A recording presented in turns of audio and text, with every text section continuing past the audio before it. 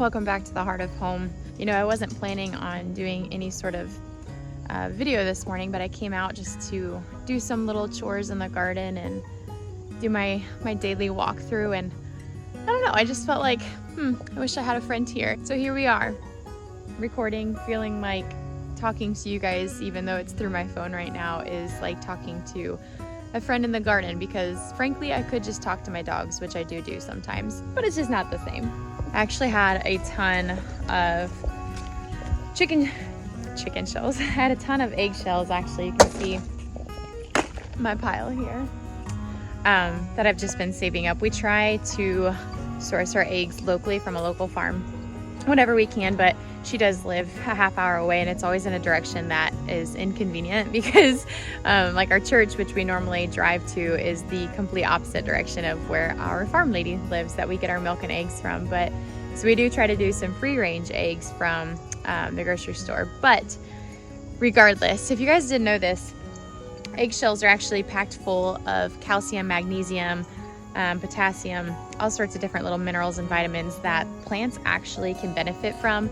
And I believe it is calcium that helps build the plant cell walls, and then the magnesium and the potassium, they essentially help the plant with photosynthesizing, and that's where the plant sources its energy to grow. So I honestly can't remember if the last garden tour I did, I included that I planted these tomato plants that I got from Menards for $1.50. I got 12 plants for $1.50 because box stores at the end of the gardening season don't really sell into the fact that fall gardens are a thing. And they only get one round of little seedlings, and that's in the spring. That's when a lot of people go and buy their plants. So then they have all these plants that are just struggling, they're leggy, they're looking a little diseased, and they sell them for like 75 to 90% off. And that is usually when you can find me in the box stores looking for plants that are still salvageable, which if they're green, there's a good chance you can save them. So I got 12 tomato plants. Do I need them? Absolutely not. But I told myself if I get $1.50's worth of tomatoes off of these plants, then I'll be satisfied.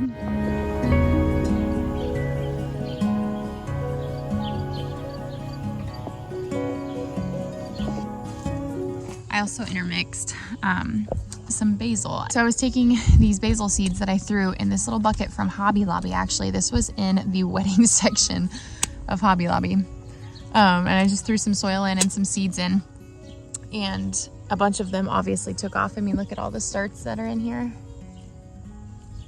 So I literally just came over here, kind of wiggled one loose, pulled the root system out, and stuffed it between two tomato plants. And that is one of the prime examples of companion planting.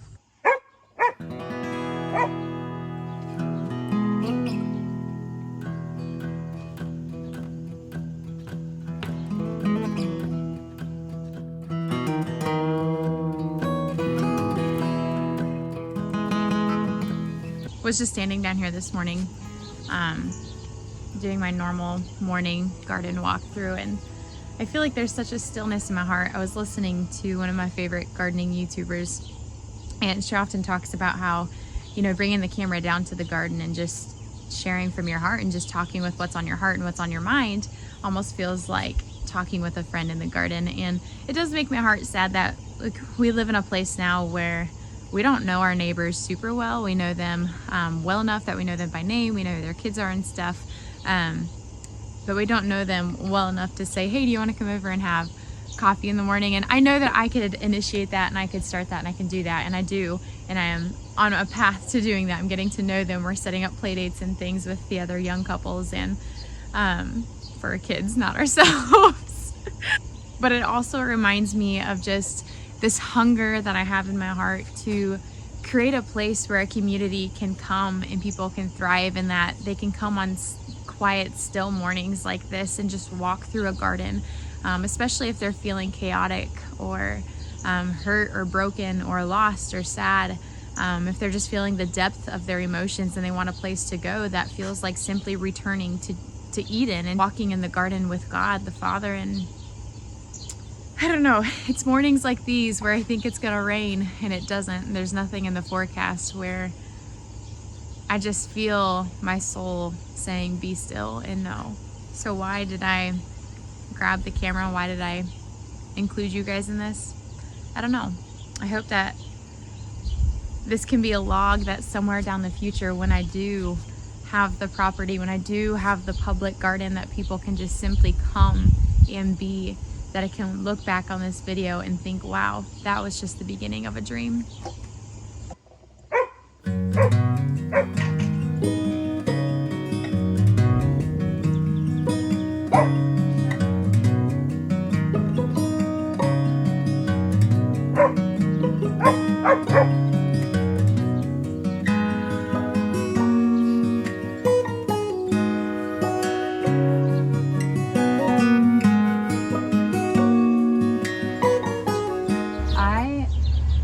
Truly rediscovering a love for cucumbers, and I think it's not out of the fact that they're tasty and delightful, but it's simply out of the fact that it feels like I'm playing.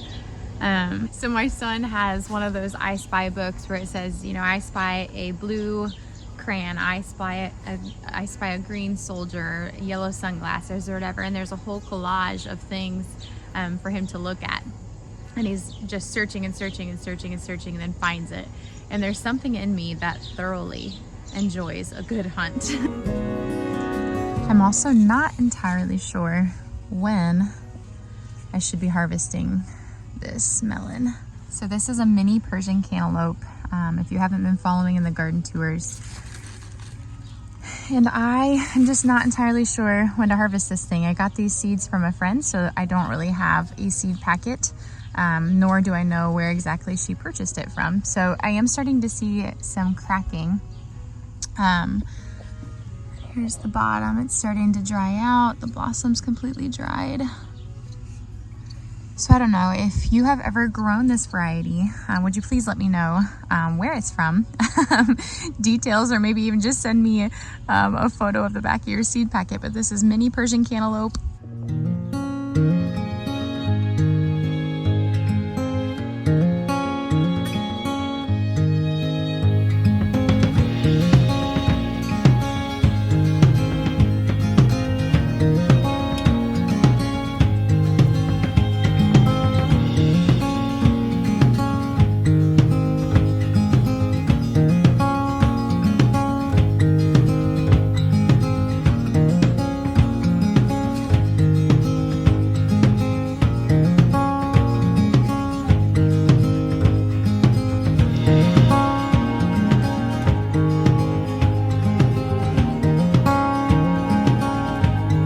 Harvesting okra. We actually just had some this morning. I just fried it up in a skillet with butter. All of these are gonna be beautiful little blooms. And these flowers, y'all, I'll put a picture right here so you can see that, but these flowers are just gorgeous. They're actually related to hibiscus flowers, which is why they look so incredibly similar. If you haven't grown okra before, let me tell you, these things, when they are fully matured and like done for the season, these trunks will seriously be like just as round as my hand. It's insane how thick they get. Little update for you guys. This is actually where that big old branch of hydrangeas used to fold down into, which is why all of these nasturtiums actually look as crazy as they do, because they were just being beaten up by this bush. But we ended up cutting off that branch because it was just getting in the way and the plants are suffering because of it. So I thought I was gonna have to pull my beets and kohlrabi, which the kohlrabi struggled. I planted 2 rows twice actually, and only 1 kohlrabi plant has survived, and even then there's actually no bulb down there in the soil. There's actually really nothing growing down here. It's just the plant trying to get sunlight and photosynthesize. But my beets, y'all, look at them. I mean, these guys are truly ready to harvest. Look at that.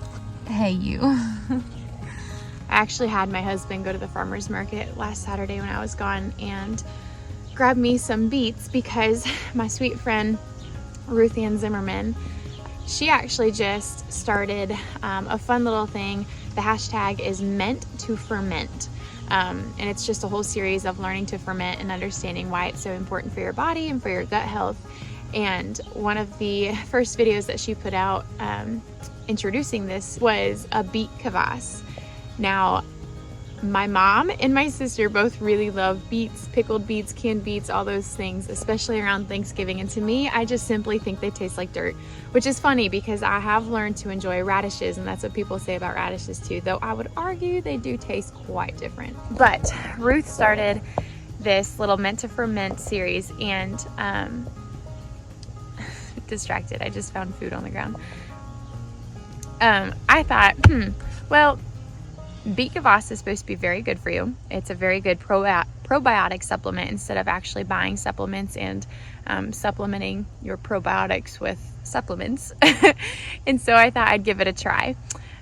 Ruth did warn her viewers, she warned us that it would be probably not an immediate desirable taste, and that it has to be acquired.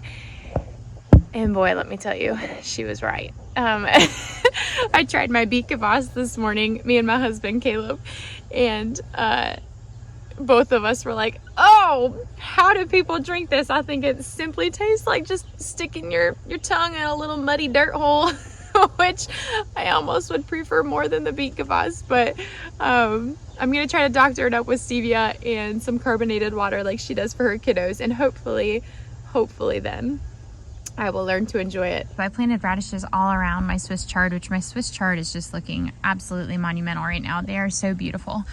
We've been enjoying them in salads and on burgers lately.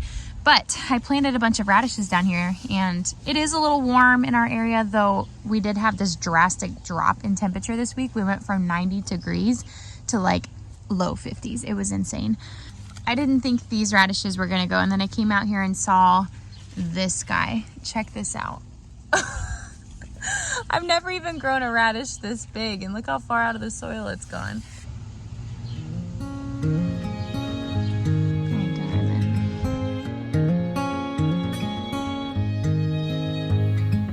I've been eyeballing our sunflowers over here that I got from the farmer's market because they didn't label what kind of sunflower, and personally I would like to know that.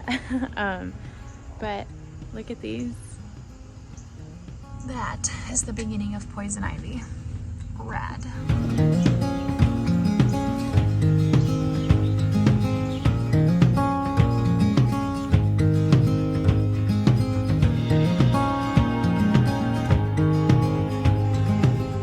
You know, sometimes I think back 5 years ago, 3 years ago, and reflect on where I was and what my dreams were at that point. And then I fast forward and look at where I am now.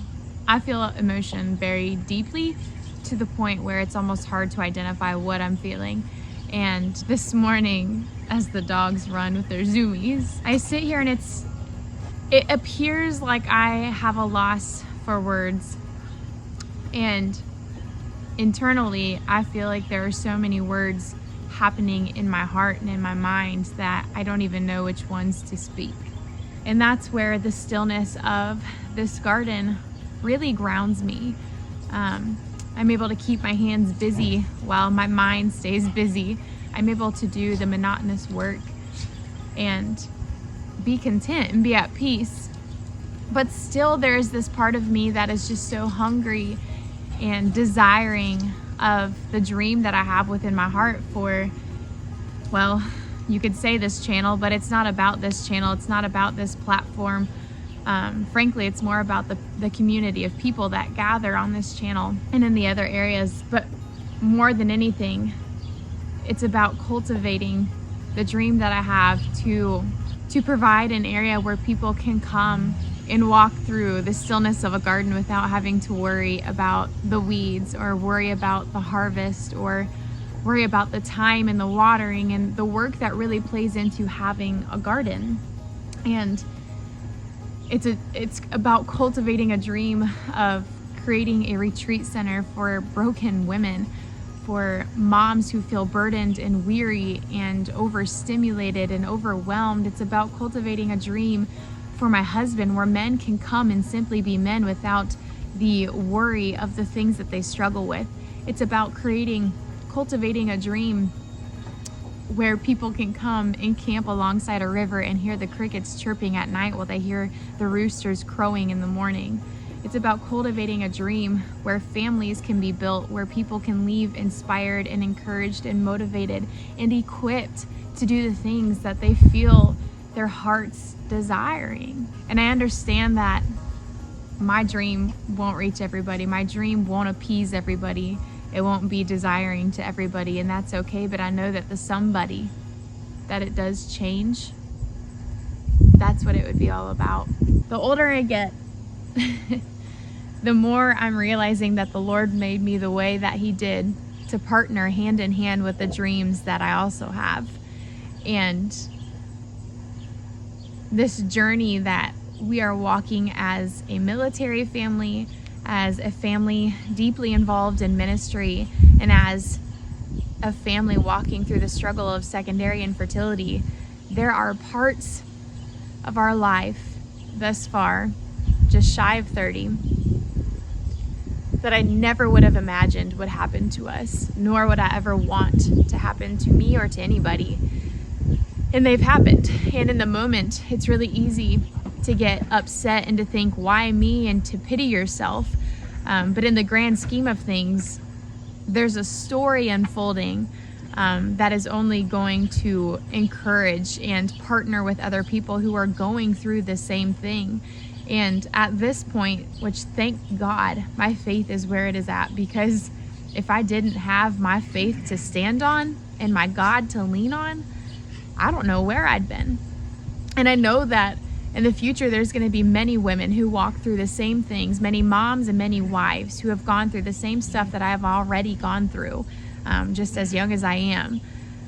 But I know that the journey that I'm walking right now is sharpening the tools that I'm going to use in the future when I do have that land, when I do have that community garden, when I do have that farm, when I do have the retreat and the campsites, when I do have these places for people to come and to rest. So sometimes the stillness inside of my body is a silent scream, just desiring for what's to come, but having to learn to be patient. I tell you what, I have just had some really deep emotions, so much so that, like, honestly right now I'm holding back tears.